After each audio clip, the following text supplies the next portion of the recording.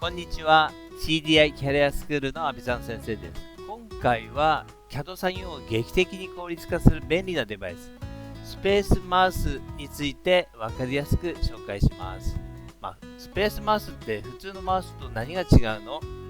そんな疑問を解決していきますので、ぜひ最後までご覧ください。スペースマウスっていうのは、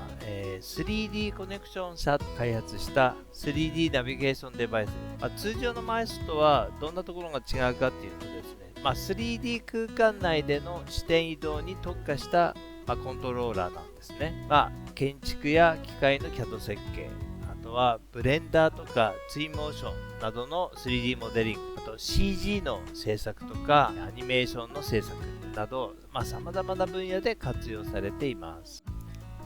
このデバイスの最大の特徴っていうのは、6自由度、6つの自由度の操作が片手でできるっていうことなんですね。例えば、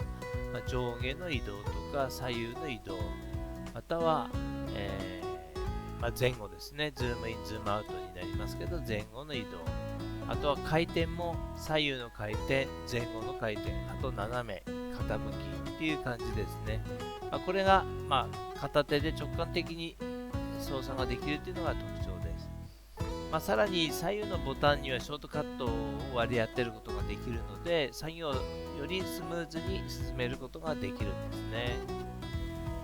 スペースマウスを使うとどんなメリットがあるのっていう話なんですが、3つあります。1つは作業のスピードの向上ですね。一般的なマウスの操作では視点移動は、右手がマウスで左手でキーボードを、操作しながらやりますので、時間がどうしてもかかってしまうと。やっぱりスペースマウスの方が直感的に動かせるっていうのがすごくスピードアップにつながります。で、2つ目は操作がスムーズで快適ですね。手首を大きく動かすっていうことがないので、長時間の作業でも負担がとても少ないです。3つ目はショートカット機能で効率アップ。アーキャドでレビット、あとソリッドワークス、それらの CAD ソフトでよく使うコマンドをですね、ボタン1つで実行ができます。今回はスペースマウスって何についてご紹介しました。次回の動画では実際の使い方をですね、解説していきますので、ぜひチャンネル登録と高評価をお願いいたします。ご視聴ありがとうございました。